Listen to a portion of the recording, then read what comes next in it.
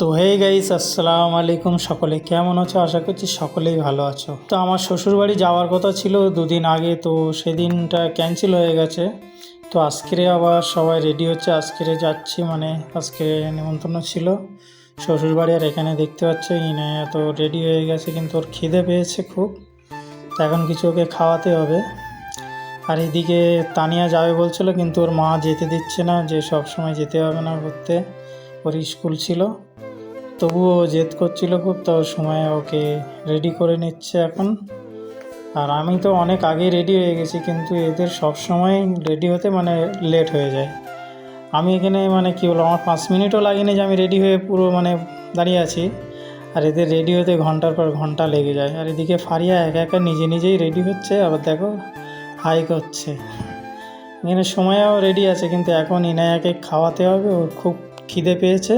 আর যাওয়ার আগে কিছু খাইয়ে নিই, না তো আবার রাস্তাতে ও কান্নাকাটি করবে। তো তানিয়া যাওয়ার জন্য খুব জোর করছিল, কিন্তু ওকে নিয়ে যায়নি, কারণ ওর মা যেতে দিচ্ছে না।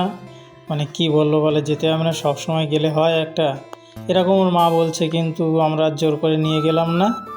তো এদিকে ইনায়া তো খাচ্ছে না, মানে নানির বাড়ি যাবে, ওরও একটা আনন্দ, একটা নতুন জামা কাপড় পরেছে, ওরা একটা বুঝতে পারছে যে একটা মানে বেড়ু বেড়ু যাচ্ছে এরকম, মানে ও বুঝছে যে আমাকে কোথাও বেড়াতে নিয়ে যাচ্ছে। এখন ওর খাবার কোনো মোটই নেই, খাবার দেখো টাটা দিচ্ছে হাত দিয়ে। কেন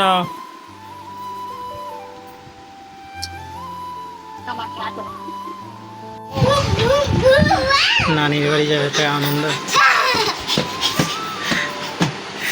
কোথায় যাবে? নানির বাড়ি ইনায়া, ওই নাইয়া।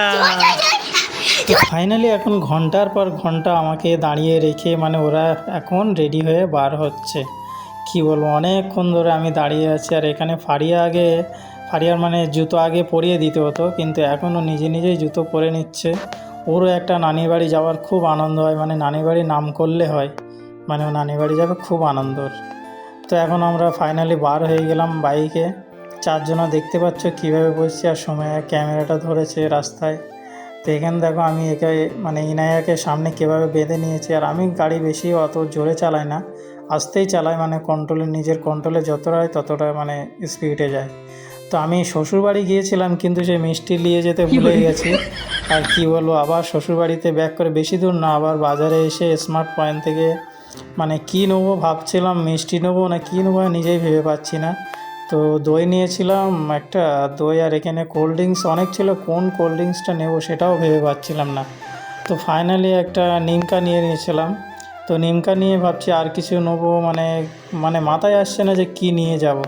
তো আর বেশি দেরি না করে ওই দুটো জিনিসই আমি নিয়ে নিলাম। কিন্তু এখানে বিল করতে এসে দেখলাম এখানে বিলের এখানে মানে কী হলো লাইন আছে, এখানেও কিছুক্ষণ দাঁড়াতে হলো। মানে সব জায়গায় এখন দাঁড়িয়ে থাকতে হচ্ছে, কী বলবো। আর এখানে তানিয়াকে যতই বলছি এখানে চলে এসো, আর ও গেটের মুখে ওইভাবেই দাঁড়িয়ে আছে, মানে কথাই শোনে না, ও এমনি বদমাইশ করে খুব। তো ওখানে আমি দুবার ওখান থেকে সরিয়েছি, তবুও ফের সেখানে গিয়েই ও দাঁড়িয়ে আছে। তো এখন বিল করে নিয়ে নিলাম, মানে বিলটাও নিয়ে নিলাম।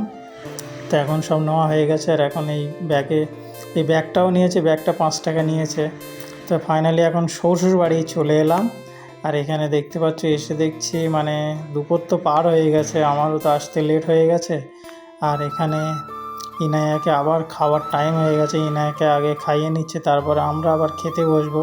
তো এখানে ওর খাবারে কুমড়ো, গাজর কি ছিল আর একটা আমার মাথায় আসছে না, তো ওকে খাইয়ে নিচ্ছে। আর ভয়েস ওভারটা আমি দিচ্ছি, কারণ সময় মানে এখন বাচ্চা নিয়ে খুব সমস্যা, মানে খাওয়াতে একটা দেখাশুনে একটা মানে সময় করতে পারছে না, ওই জন্য আমি একটা ফাঁক টাইম বুঝে সেই জন্য আমি ভয়েস ওভারটা দিচ্ছি। আর এখানে ওর খাওয়ানোর সময় মানে একটা হাতে কিছু দিতেই হবে, আর হাতে কিছু না দিলেও কোনো কিছু খাবেই না।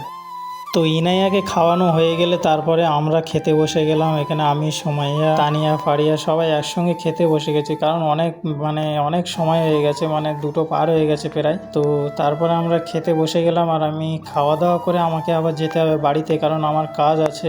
বন্ধুরা, ভিডিওটা আজকের এই পর্যন্ত, দেখা হচ্ছে আবার নেক্সট ভিডিওতে।